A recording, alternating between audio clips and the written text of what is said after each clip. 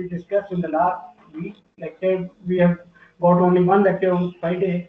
So in that lecture, we discussed about conservation of mass, in which we we discussed the continuity equation. So if you remember from previous week that we discussed the conservation of mass, and then one of the major significance of continuity equation is that we can define stream function for steady incompressible two-dimensional flow. So stream function is defined in terms of velocity by the given relations. Here, psi is the stream function which is equal to u is equal to partial psi upon partial y, and v is equal to minus partial psi upon partial x. So what is the advantage of deriving the stream function? That is that because in the original two-dimensional flow we have got two dependent variables. One is u and one is v velocity. So we can replace it with one stream function. So and we can see that if we put the value of u in terms of stream function in the continuity equation, we can see that stream function does satisfy the continuity equation. And then second thing we discussed that this stream function, if we have got constant value of stream function along a line, so that line is called streamline. So how do we do that? That we know that for the stream line, the slope of the line is v upon u, and if we try to get the slope of a line on which stream function change is equal to 0, that also comes out to be v upon u. So it means that a line along which the stream function value is constant, that is the line that is streamline. And we all know that streamlines are used for the visualization of flow field. An example of that is a flow around an object here. So we can easily see that the flow will diverge due to the presence of this object, and there would be a stagnation point somewhere in the front of the body, and then wave region at the back, which we are going to discuss later in this course. So at the moment we would focus just only on the streamline and stream function. So then we discussed that change in stream function across a streamline, that is related with the volumetric flow rate, and dq is equal to d psi. So we discussed this thing on the whiteboard as well in the last class. So that was the last slide which we discussed last week on Friday. So if you have got any query, you can ask. Otherwise, we can continue with some of the numerical problems for the stream function, and then move on to next topic.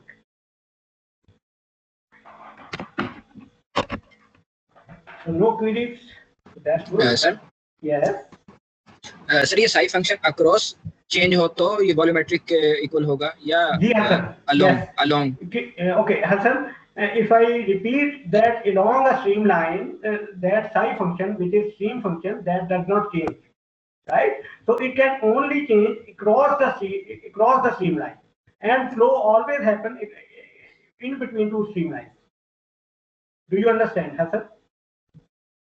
That was the last slide which we discussed. That the stream function in the polar cylindrical coordinates, and we will see its application in the coming numericals. So the first numerical problem we are going to do is that for each of the following stream functions with stream function unit r meter square per second, determine the magnitude and the angle of the velocity vector makes with the x-axis at x is equal to 1 meter and y is equal to 2 meter. So we need to determine the magnitude and velocity angle of the velocity vector at these points. Point is given x is equal to 1 meter and y is equal to 2 meter.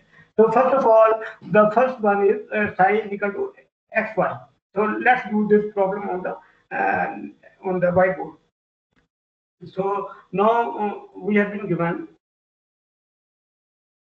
psi value that is equal to xy. Now, first of all, we need to calculate u velocity and v velocity, because we know that if we want to calculate velocity magnitude, that is equal to, if we are talking about two-dimensional flow field, which is the case here, so v would be equal to u square plus v square, and if we want to get the angle with x-axis, so that would be equal to tan inverse of v upon u. And v is the, here, let me write it, this is v, so let's put So v is a vector which can be written in terms of x velocity component and y velocity component. You contribute, and once you have got any query, you can unmute your mic. Okay. So first of all, we need to calculate u and v velocity components. So as we discussed in the last lecture, that u is equal to partial psi upon partial y. So if we take y derivative, so u would be equal to x, and similarly, if we want to calculate v component, that would be minus partial psi upon partial. So that would come out to be minus y, right? So we have got these two values of velocity. Now what can we do? That here we can get the value of x and y, and we need to determine the u and v velocity at x is equal to 1 meter and y is equal to 2 meters. So if we calculate that, so u would be equal to 1 meter per second, and v would be equal to minus 2 meter per second, right? So now we have got this. So after that, we can calculate velocity magnitude. So velocity would be equal to u square plus v square.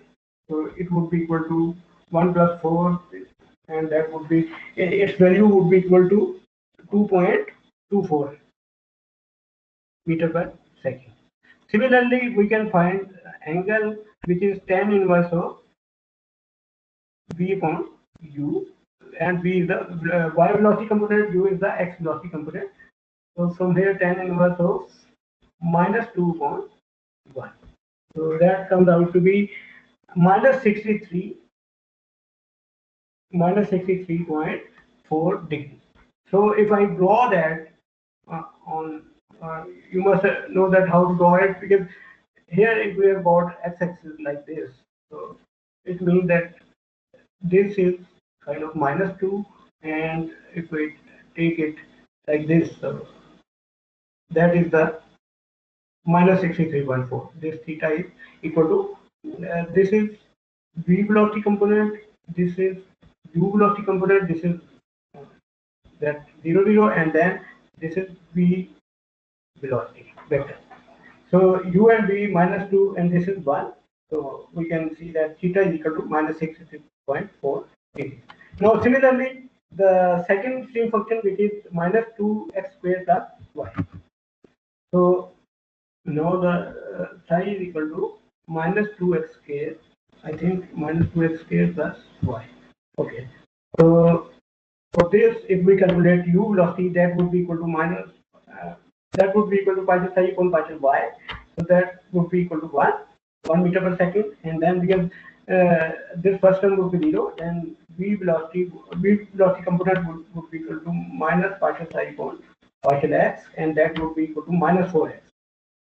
Now we need to calculate the velocity vector. Sir, plus 4x. Okay, yes, you are right. Because it is minus, so it should be plus. That's absolutely fine. Thank you for the correction. Because if you see here it is minus. So because it is minus, so it means that now minus into minus would make it plus. So now u and v velocity components are written in terms of x and y. U is a constant value, v depends upon x. So now the points where we need to find that velocity, that is x is equal to 1 meter and y is equal to 2 meters. So if we look here, that u velocity would be constant for the flow field because it is the constant value of 1 meter per second. But the v velocity would be equal to 4 into, let me see it again, x is equal to 1 meter. So v would be equal to 4 into 1, and that would be equal to 4 meter per second. So then again we can have v velocity magnitude. V velocity magnitude would be equal to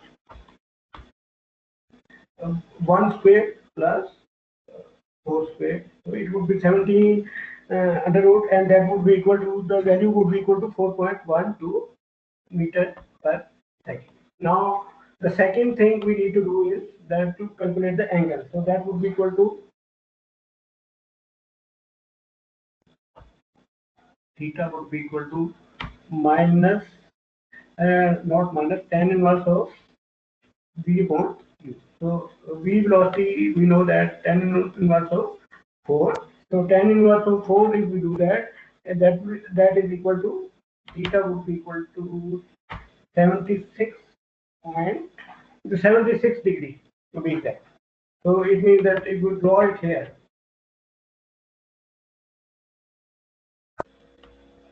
velocity vector, so because it is positive angle, so it would be something like this. If this is a u velocity component, this is v velocity component.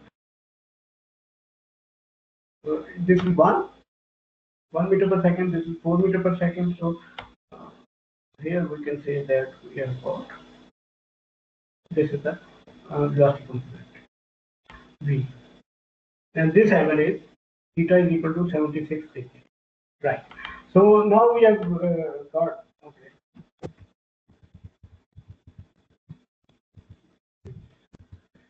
it should be something. Okay, so we have done this, but there is another thing we need to find here. If you look at the end, they have written, the question statement say that locate any stagnation points in the flow field. Okay, from your FM1 knowledge, what is the stagnation point? The stagnation point is the location where we have got zero velocity. So if we look at the now if we look at the first stream function, which was xy, so if we see the velocity components in that first part when we did the derivation, so here if you look that u is equal to x and b is equal to minus y. So is there any point at which if we can get zero velocity? Is there any possibility, any value of x and y which can give us zero value for the velocity vector? So I think that would be, if we say that x is equal to 0 and y is equal to 0, it means that at the origin of the this from where this velocity flow field is there, there would be a point where x would be 0 and y is equal to 0. So that is the point where we have got a stagnation point. So I hope that you understand this point, because the stagnation point is the point, I repeat, where the velocity vector is equal to 0. So velocity vector would be equal to 0 when x is equal to 0 and y is equal to 0. Now let's move on to the second stream function, which was equal to minus 2x squared plus y. Now if you look the calculation of u and v, that you can readily see that u is a constant value, which is 1 meter per second at each location of the flow field. V velocity can be 0 at x is equal to 0, because 4x would become equal to 0 when x value is 0. But u velocity component cannot be 0 because it is a constant value, which is 1. So it means that for the second stream function, which is minus 2x squared plus y, there is no stagnation point.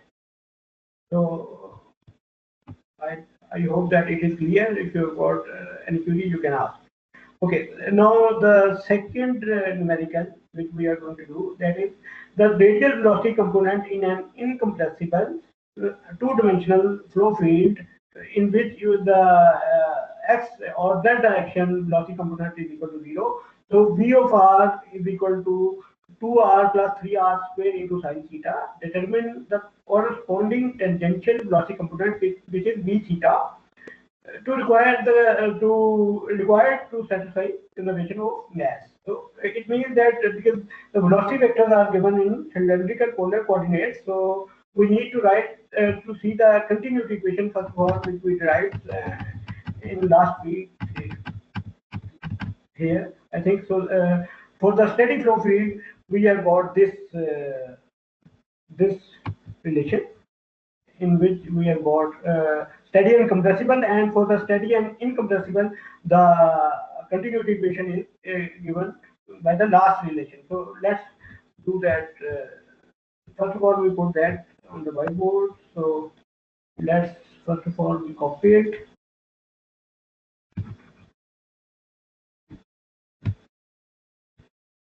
So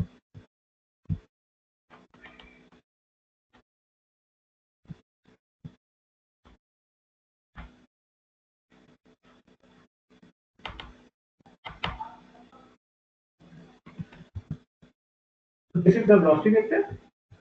Oh no, I think this is the continuity equation, and now we need to see that velocity component in the numerical problem.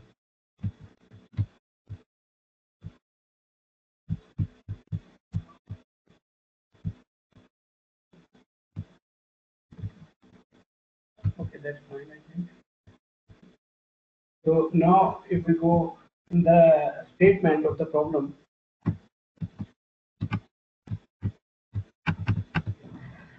fine. So now V of r is given 2r plus 3r square sin theta. So we write it there.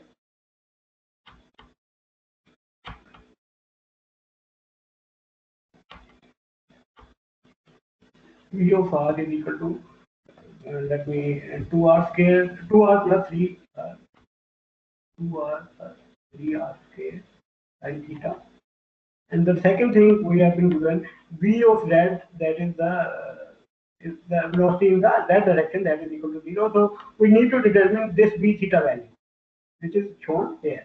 So if I write this equation, the continuity equation, 1 upon r partial r v of r divided by partial of r plus partial v theta upon partial theta. 1 upon r I have taken common, so I know that 1 upon r cannot be 0 because r is a finite value. So if it is infinite value, only then this equation would be 0 due to this term which is 1 upon r. But we know that r is a variable, so it is always non-zero, 1 upon r. So it means that we can say that partial of r v of r divided by partial of r plus partial v of theta upon partial theta is equal to 0. Now v of r is given. So if we want to calculate v of theta from here, it is quite simple that we can do that partial v of theta upon partial of theta would be equal to minus partial upon partial r, and instead of r v r I would write 2r square, because I am multiplying it r with this thing, 2r square plus 3r cube sin of theta. Right. So let's do its derivation. So that would be equal to, I think that would be equal to, it would be equal to minus 4r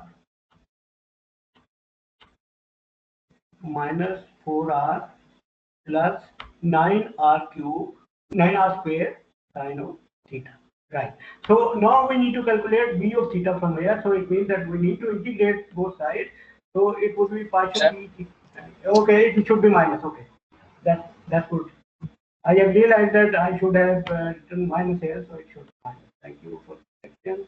So minus partial, it would be equal to minus.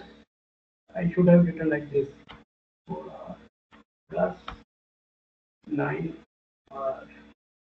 sin of theta d of theta. Right.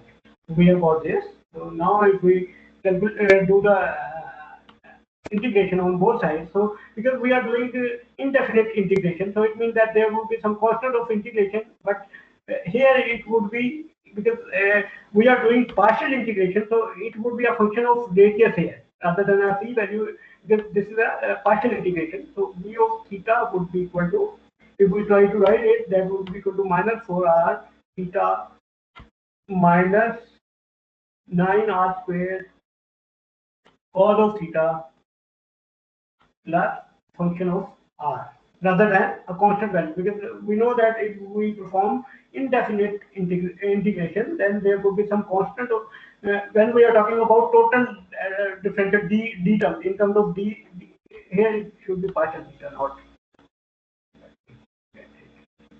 partial theta here. So because we are performing it the partial integration, so that's why we have got that function of radius here. So if we put this value in the Gunning equation, it should give us it should be 0. So it should be equal to V equal to X. And you can always double check it. Right. So any problem in this? Anything which you couldn't understand?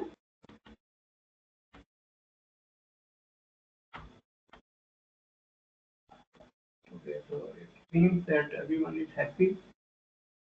We have done up to now.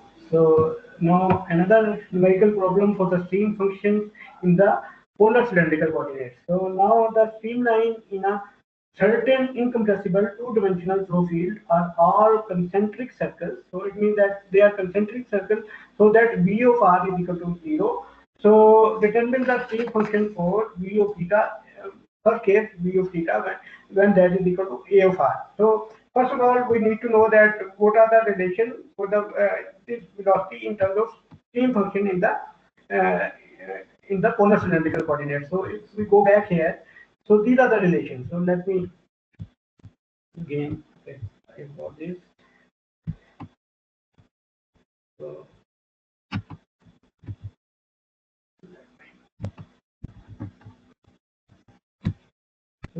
these are the relations. I copy them and then I paste them here.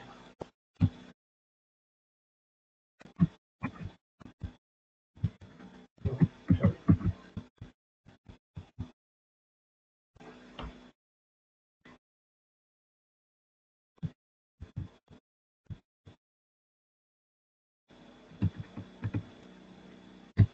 These are the relations. So we can okay.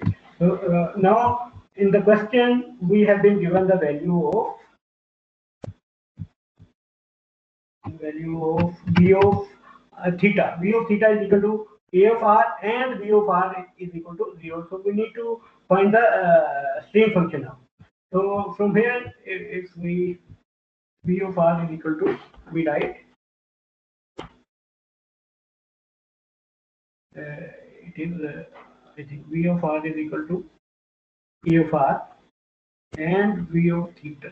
Sorry, I think it is V of theta, not V of r. So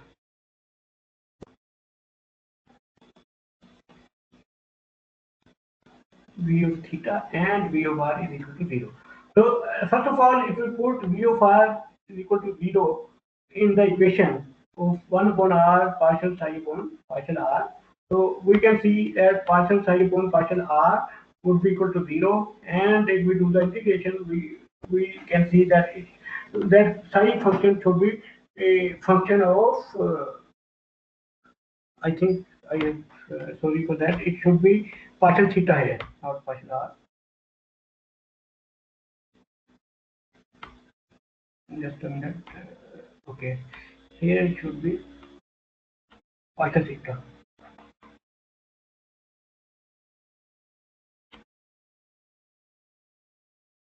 Partial theta. And psi should be, because we are taking the partial integration with respect to partial theta, so it should be function of r. Psi should be function of r. But it didn't give us much information about the exact expression for the stream function. For that we need to use this relation, which is V of theta, which is equal to minus partial psi upon partial r. So if we do that, so V of theta, which is equal to A of r, so A of r would be equal to minus partial psi upon partial r, and from here partial of psi would be equal to minus A of r into partial r. So if we take the integral on both sides, a is a constant value, so a would come out of integration. So let me put that integration here. So now minus, so we can see that psi would be equal to minus ar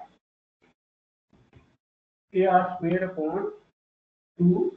Now here, because we are taking in the integral with respect to function of radius, so ideally it should be f of theta here, but because here we have learned that it should be function of radius, so we can just say that it is a constant value, because it cannot be the stream function cannot be function of theta, because v of r that is equal to 0. So partial psi upon partial theta, that is equal to 0. So it is not a function of theta. So it means that we can just put c value here, right? So psi is minus a r square upon 2 plus c. So this is the stream function for the first case, and then we do it for a upon r. So it is just the matter of doing that integration again. So for a upon r, if we do the integration again here, so this was the first one.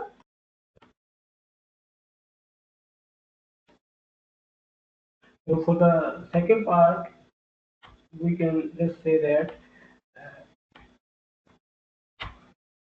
partial psi would be equal to minus a partial r upon r.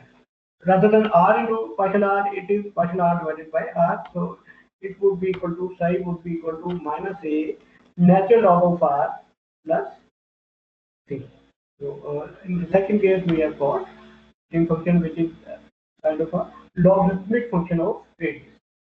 So these were the numerical example for the determination of stream function in the cylindrical polar coordinates. Anything which is not clear here?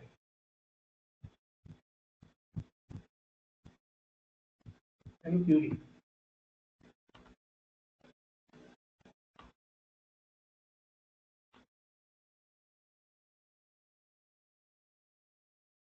Everything is good.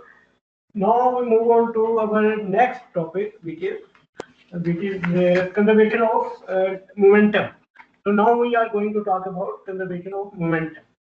Up to now, we have discussed about conservation of mass, and once we applied it on a differential control volume, we came up with the derivation of continuity equation, and one of the implication of continuity equation is the definition of stream function in two-dimensional steady flow, incompressible flow.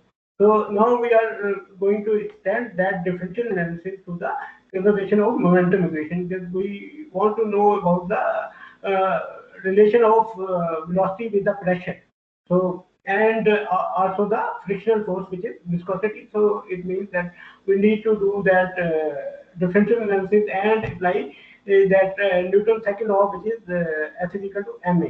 So first of all, uh, what is rate of change of momentum for a system?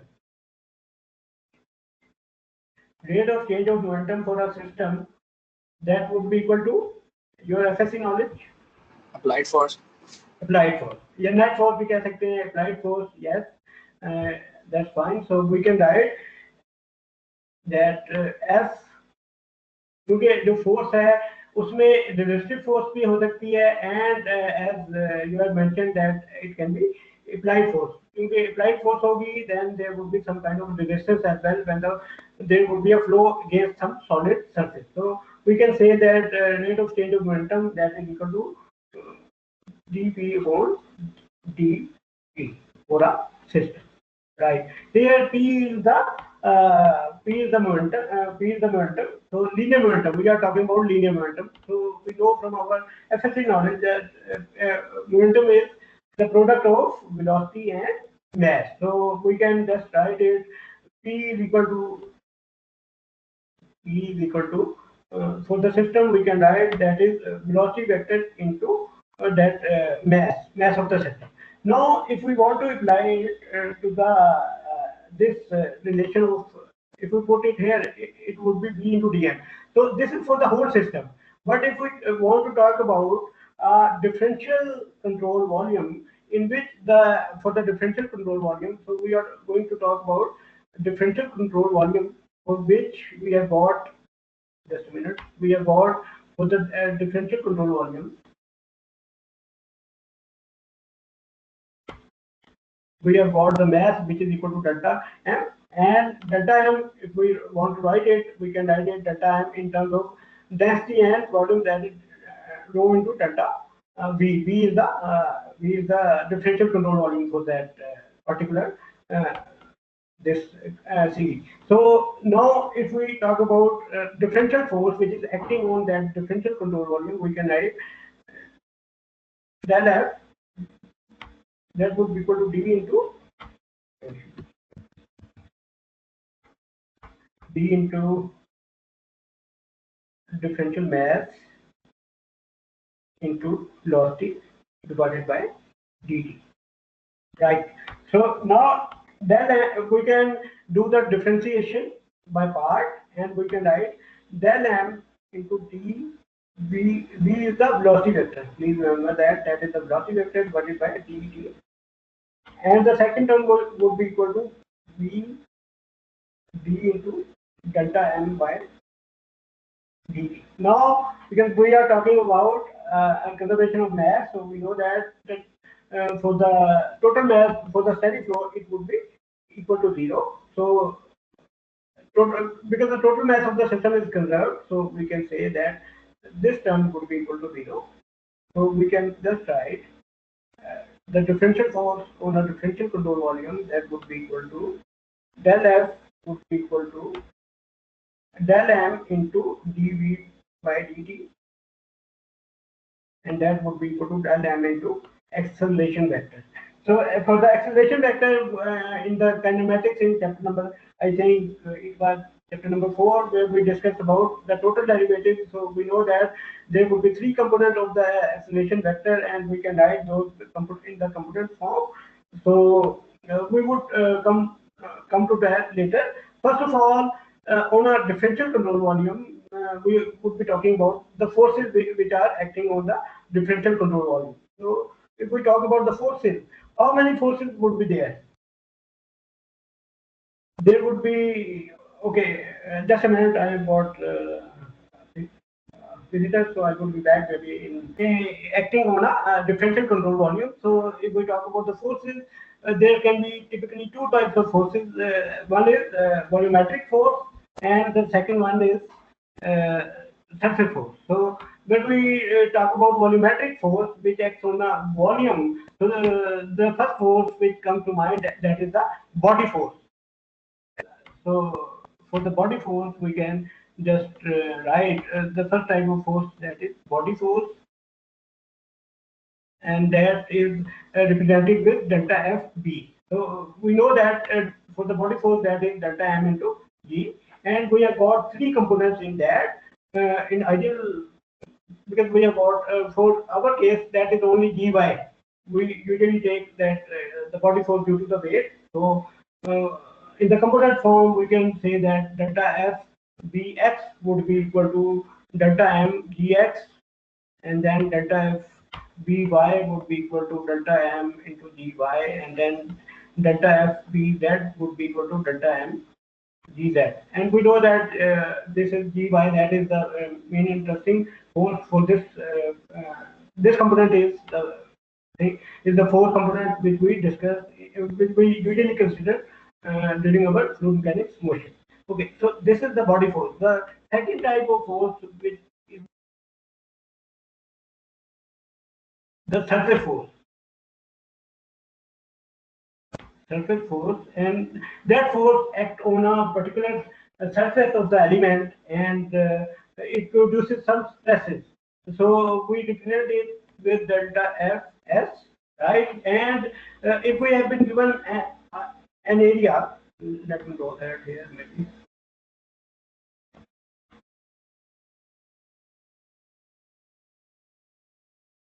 So how many forces are required here to define the surface forces? We know from our statics knowledge that one should be normal force, which is called delta Fn, and then we have got two shear forces on this surface. So we can define it like first of all, we can say that one would be along this direction. We call it delta F1. So, one can be x, y, v, and similarly the other one would be delta F2, which is the other direction. If we are talking about that this normal outward, it is that direction, so maybe it would be F1 would be x and 2 would be y direction. Right. So if we want to calculate the normal stress on this surface, so normal stress would be equal to, that would be equal to sigma n, and that would be limit delta A goes to 0. Delta A is basically the this is delta A, which is in this case would be this length into this height. So this is delta A. So delta at the point it would be equal to delta Fn divided by delta A. And similarly, if we want to calculate shear stress, tau 1 would be equal to limit delta A goes to 0 and delta F1 upon delta A, and similarly tau 2, that is limit delta A goes to 0 delta F2 upon delta A. Right. Now, because if we even consider cubic element, which is the simplest one we can take in Cartesian coordinates. So, how many faces in a cubic differential element? Can anyone tell me? If we have got a cubic element, how many faces are there?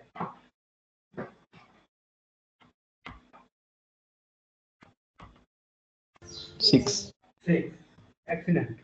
So we have got 6 faces. So it means that we need to come up with a method of representing that. First of all, we need to know that a particular stress component, it is acting in which direction, and secondly, what is the surface on which it is acting, because there are two things now. So let me draw that cubic element for the moment, and then we can talk a little bit further.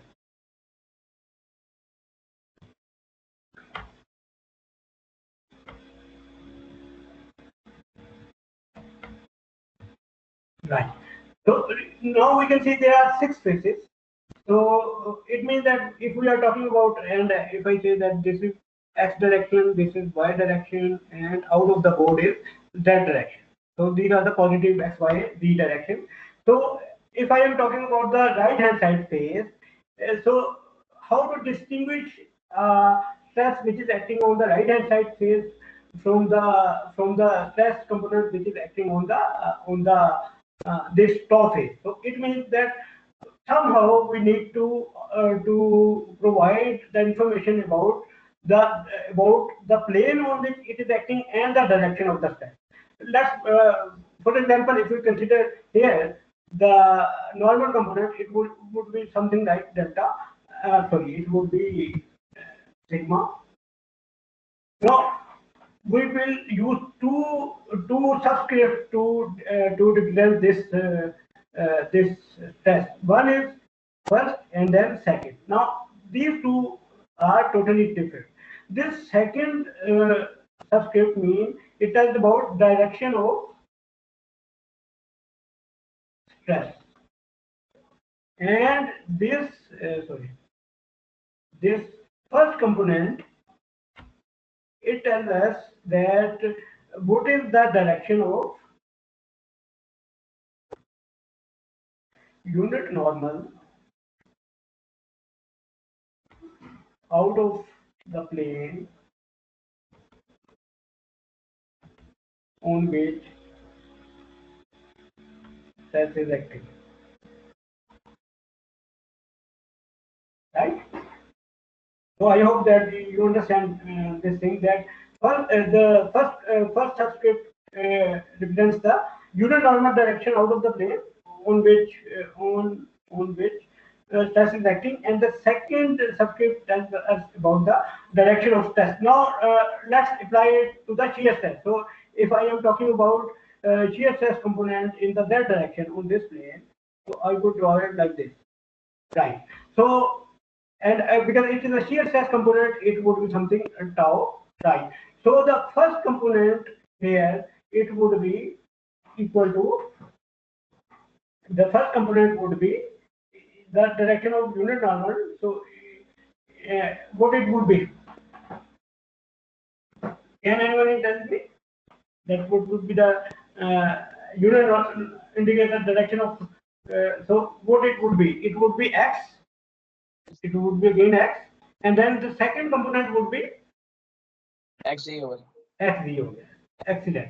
So now it tells us that the shear stress is acting on the right hand side surface, and the direction of shear stress is out of the board, right? And similarly, we can also get another shear stress component which is going in the upward direction. So for this, it would be tau x y, tau x y. Yes. So I hope that this point is clear. So let me take you through the lecture slide, which I have explained up to now, and then we can have a 5-minute break. Maybe it would take a couple of minutes. So we talked about conservation of linear momentum, and I talked about the differential force, which is equal to, comes out to be equal to delta F is equal to delta M into acceleration. And then we talked about the type of forces which can be acting on a control volume. So there are basically two types of forces. One is body force, which is usually in our case we take it the weight of the fluid which is passing through that control volume. So that would be delta M dy. And then second force is the surface force. So as I mentioned that we need one normal force component and two shear components to define surface force on a plane. So that we defined, and then how to calculate this and how to denote the stresses. I told that we use two subscripts. One, the first subscript shows the direction of the normal to the plane, and the second subscript indicates the direction of the stress. So as it is shown here, sigma x-axis. Here the first subscript is showing the dual normal outward, and then second component is showing the direction of the stress, and you can easily see tau x y and tau x v here. And then okay, so we have mentioned about how to represent the stress by using indexes, not indexes but the subscripts. So now what stress should be, how to say that one stress component is a positive. So for that we have got two options.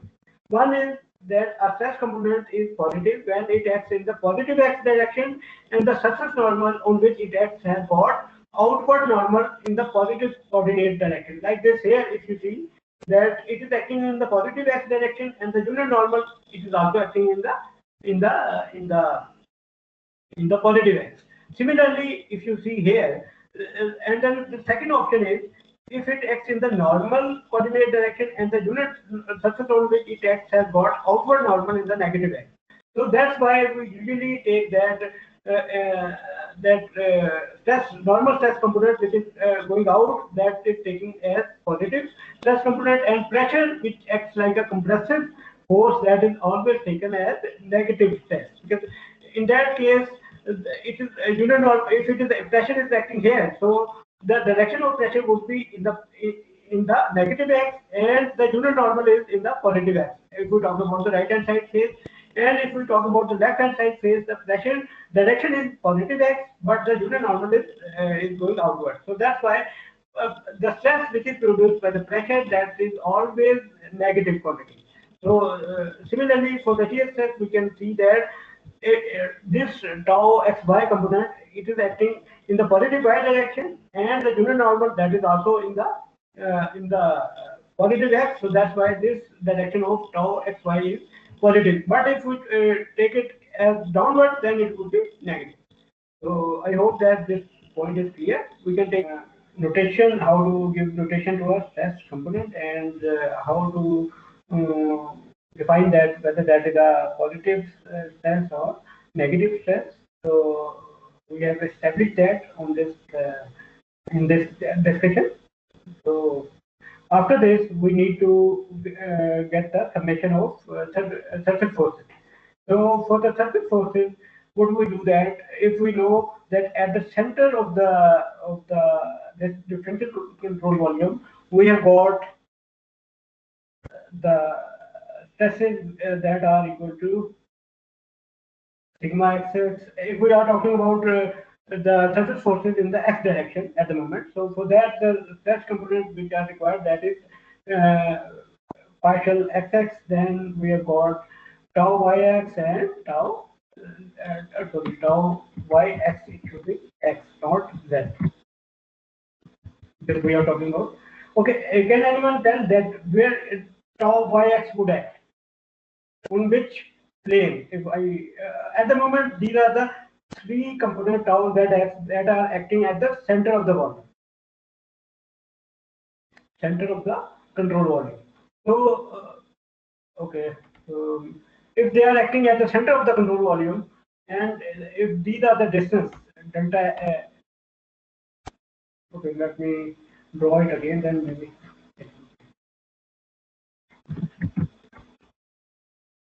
Let me draw it again.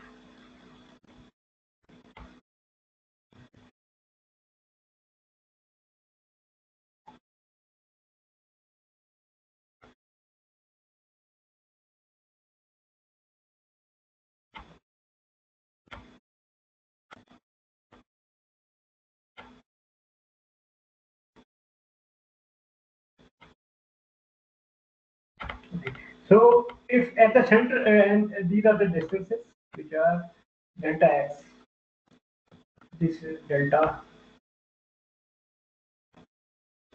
v, and then this is delta y. Okay, so if at the center of the differential volume we have got sigma xx, so what would be its value here at the at this right hand side face? We can always use the Taylor series, so it would be equal to the value of test would be equal to sigma xx plus partial by partial x into sigma xx. Okay, and what else into del x by 2, because the distance between the center and the right hand side face is del x by 2 if the total dimension is del x. And then if we want to calculate the force, we need to multiply this whole with the this surface area, which is del y and del v. Similarly, if we want to calculate del xx here, so that would be equal to the same thing with minus sign, because now we are going back, so it would be the same thing with minus sign. Okay, now I was talking about tau yx. So on which plane tau yx would act? Can anyone tell me? Is it possible that it would on the on which plane? Y plane. No, not y. Y is not a plane. You need for the plane you need two values, like this plane. This plane is y z plane. I call it y z plane. While the unit normal out of y z plane, that is in the x direction. So similarly, the unit normal which is in the y direction, that would act in x z plane, which is the top surface and the bottom surface. So I hope that plane definition requires two dimensions, like xy plane, yz plane, or xz plane. So here, if I talk about tau y at this plane, if at the center I have got tau yx, so at this plane the value would be equal to, if I write it here, so let me write tau yx here instead of sigma xx, because I have explained that on this surface it would be with the minus sign. The same thing. So the tau yx to the top surface, it would be something. Tau yx would be tau yx plus tau yx plus partial upon partial y, tau yx into del y by 2, because we are taking the Taylor series in the y direction, because we are getting the value of test at the top phase from the center value. Tau yx is TSS at the center of the control volume, and then into this, which is delta x into del v. Similarly, we can also define the tau zx at this plane. Tau zx, if this is a positive value, so tau zx at this plane, which is the front face, and similarly tau zx at the back plane, right? Front and back. So if I show you that in a proper way in a figure, that would be like something like this. Let me zoom it a little bit for the better understanding. So if you look here, that on the right hand side face we have got sigma xx plus partial sigma xx by partial x into del x by 2, del x by 2. Why it is del x by 2? Because all the sigma xx, tau yx and tau zx, they are defined as the center of the control volume. So when we want to get that value at the face, then we need Taylor series expansion, and we take the first derivative term only, and then once we get the stress value at the face, we multiply it with the plane area on which it is acting, so we can get the net force. So net force due to partial this component would be this term into del y into del v. And similarly, the contribution of the sigma xf on the left hand side face, top face, bottom face, front face, and back face, they are given. So all of these are calculated by the Taylor series expansion. So if we want to find the net force which is acting in the x direction due to normal stress component which is this uh, this two terms. So that would be, if we add them, so it is in the positive x, this is in the negative x. So it means that we need to subtract this from this. So if we do the subtraction, we are left with, let me show that. If we subtract, because so if we do that, it would be equal to sigma xx into delta x, because del x by 2 into del and del x by 2, when they are being added up due to that subtraction, so that would become del x. So del x, del y, and del z, that comes out of the, that is the differential control volume of this series we have taken. And then similarly, we can also get the shear stress component partial t y x and partial t z x in the x direction. So this is the surface force contribution in the x direction. So it means that if we are talking about surface forces in the x direction, so our original equation was, if you remember, that was equal to partial f, which is a vector quantity, that is equal to del m into a matrix. So it means that we would have three equations from here. One equation would be del f x equal to del m ax, right? So now if we talk about del f x, it has got two components, which are, let me show that here, del f bx, which is the body force, and del f sx, which is surface force, right? So we know that for our case it would be 0, because mdx value will take 0, but for the shear stress component, that force would be equal to this sigma xx plus sigma plus this, not sigma, it is partial by partial x into sigma xx plus partial by partial y tau yx plus this, right? And similarly, we can also find the values in the y and z direction. Why we need that? Because we also have got these equations. If I write it here, that del fy would be equal to del m into ay. That would be k component, and then we would have k component, which is del f, that would be equal to del m into az. So what is this ax, ay, and az?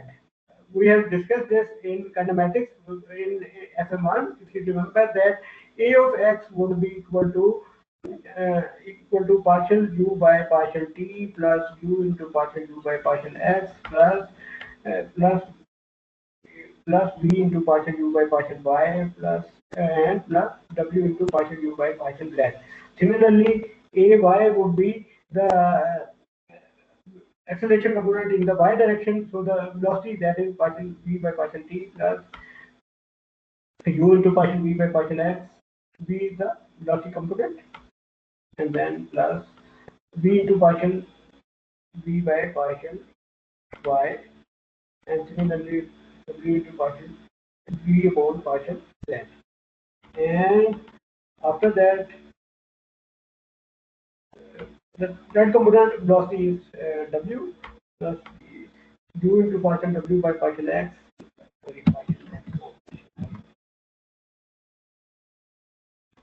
plus v into partial w by partial y plus w into partial w by partial z. Right. So these are the right hand side, because as I have mentioned here, that we have got these relation in which we need to put ax, ay, and az value, and then these would be having the body force component and surface force component, which we have just derived on these slides. So if we do that, and if we try to put the values, okay, let's put one, let's try to derive the conservation of momentum equation in x direction on the whiteboard, and then we would see the slides. So if I write that this is the equation, delta f x is equal to delta m into ex. So let me write here. So it would be equal to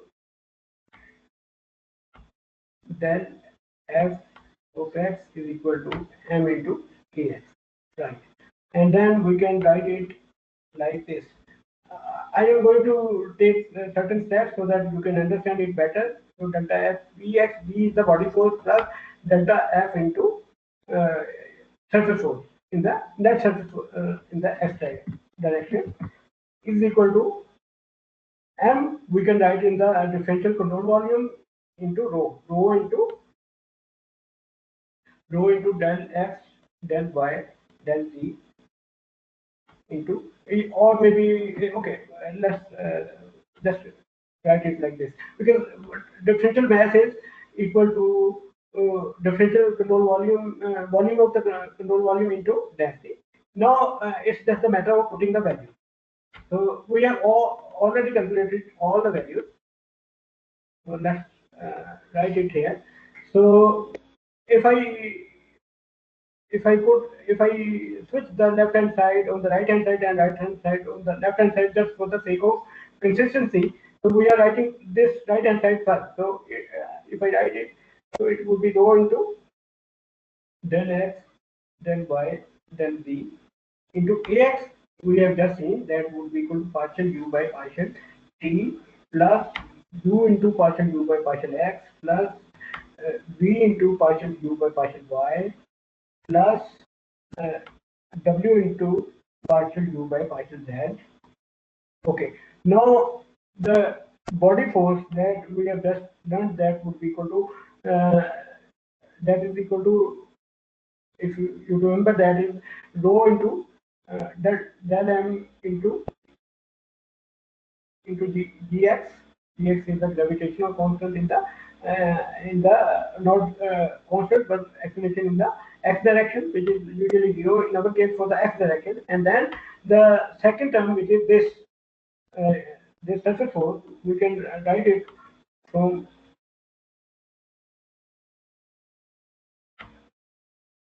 if you look here, that we have derived here partial upon partial y tau yx and this thing. So partial upon partial y tau yx plus partial upon partial z tau zx into del x del y del z, which is the differential control volume. Now, one thing we can readily see here, that we have got this differential control volume, which is del x del y del z, which is appearing in each term on left hand side and the right hand side. So uh, we can just cancel it out.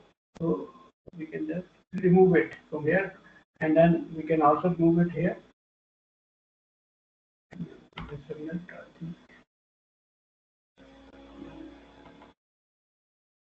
Okay, so now it is working again. Okay, so now if you see that it is a little bit simpler. So let me write it again here. So yes, and go here, and then we can cancel it. So now we have got this in this way. The equation, it is written in this way. Now the left hand side is the mass into acceleration term, and the right hand side is the forcing. One is the first term is due to the body force, and this in these three terms in the bracket, they are due to surface forces. So now similarly we can derive the force component in the y direction, and on the same lines we can derive the equation in the d direction, which is out of the board.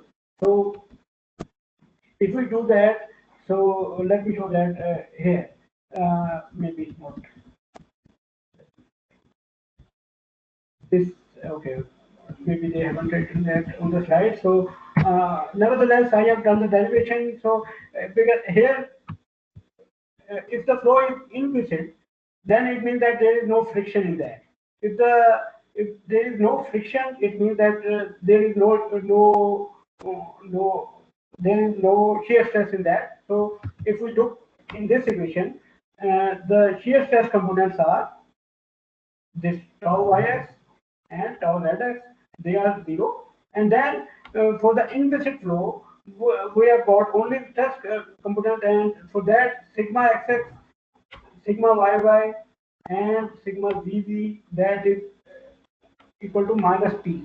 P is the static pressure in the field, and you know that from your chapter number 2 knowledge, that is from the when the fluid is stationary, then the stress component, the pressure is acting in the same value would be an element would have the same value of pressure in all directions, and that would be equal to, that stress component would be equal to minus P. So that is the knowledge of your chapter 2 of FM1. So the normal stress at a point is independent of the direction, and it has got the equal value in each direction, and that value is equal to minus P. And why there is a minus sign with the pressure? Because this is a compressive force. So we are talking about inward into the element rather than going out, which was the presumed positive direction of the stress. So if we do that and put the values here, so now if we compare, try to compare here, the right hand side, rho into partial u by partial d plus u into partial u by partial x, the same term which is written here, this term, and then rho dx, which is the first term on the left hand side, and then this term here we can write, if we just kind of this whole term can be written like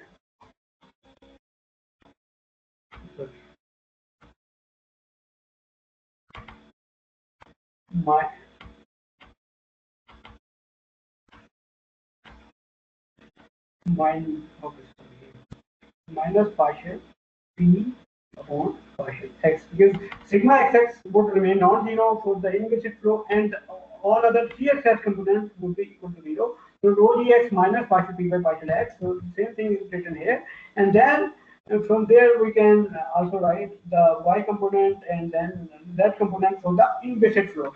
So these set of equations were first proposed by either in the 18th century. So that is named after it, and these are the governing equations for the inviscid flow, right? So inviscid flow, three-dimensional flow, if we want to solve a three-dimensional inviscid flow in which the viscosity is no more an issue, so for that case, we are going to solve these equations, and we can readily see that these are non-linear equations. Why they are non-linear? We can see that there is a multiplication of velocity with its derivative on the right hand side. So it means they are, as well they are unsteady terms. So the exact solution is not possible for a three-dimensional unsteady case, even for the inviscid flow. So we have to revert back to some experimental correlations or numerical solutions like computational fluid dynamics, which is done by using some commercial software like ANSYS. So we will talk about that as well during the course of this course. So now for the irrotational flow, as we have discussed during the that is another simplification we can have in the flow field, that is the flow is irrotational. And if you recall the lecture of the first week when we talked about that rotation vector, in which we talked about the components in the three components. We also discussed that rotation vector is just half curl of velocity field. So if we talk about that component of the rotation vector, that is equal to 1 by 2 into partial v by partial x minus partial u by partial y is equal to 0. So, and then because there is rotational flow, so omega z would be equal to 0, so partial v by partial x would be equal to partial u by partial y, and then partial w by partial y would be equal to partial v by partial z. That is the component in the wx direction, and this is the component in wy direction. The wx and wy direction. So, okay, any example of rotational flow you can think of, in which we have got only the x velocity component and there are virtually no velocity component in y and z direction. Any practical example you can think of? I think the flow in our over the buildings, when one is the portion where we have got flow close to the building, so that flow is called boundary layer flow.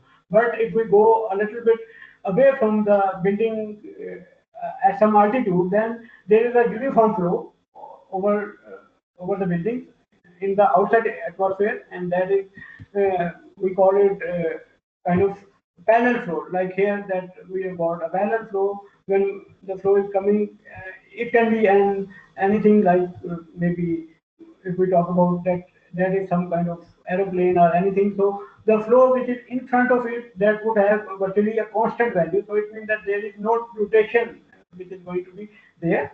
So that is parallel flow. So flow over buildings outside the boundary layer, and then in the entrance region of a pipe, when there is velocity is uniform in the beginning, and after some time it becomes fully developed, and we would learn about in great detail in chapter number 8 of your book, which is internal flow, and maybe chapter number 9. So, but in the entrance region, in the beginning, if you can see that there are constant values of velocity, so it means that there is no rotation going on in the beginning, at the in the beginning of the pipe. So that is also an example of parallel flow or irrotational flow. Okay, so these were just the this inviscid flow and irrotational flow. Those are the only valid for some simplified cases. But when we have got fluid-solid interaction, like the flow over near the building inside the boundary layer, when there are velocity gradients.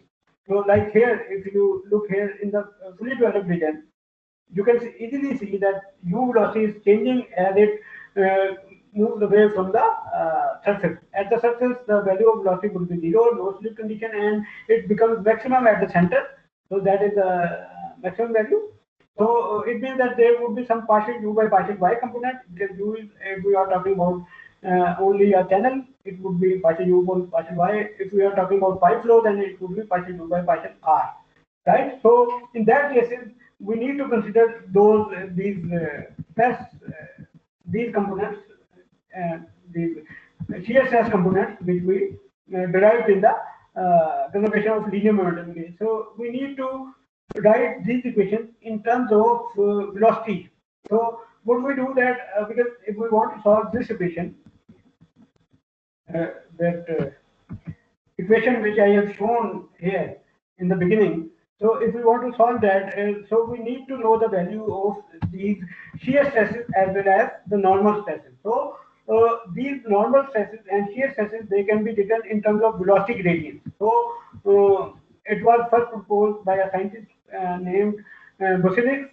So it is a French scientist. So he proposed that for a Newtonian fluid, we know that what is a Newtonian fluid, in which the stress is directly proportional to strain rate. So in that case, the normal stress component, which is the sigma xx, that can be written in terms of minus p plus 2mu into partial u over partial y, and normal stress in the y direction. Then again, when there was no friction involved, then in that case mu contribution was equal to 0. But when there is some kind of rotational characteristics as well as viscous characteristics, then we would have some kind of this non-zero term which is appearing here, because mu is the fluid property. So that can be always be non-zero, but this thing make it equal to, if there is no gradient, then partial u by partial x would be 0, and then partial v by partial y, if there is no gradient in y,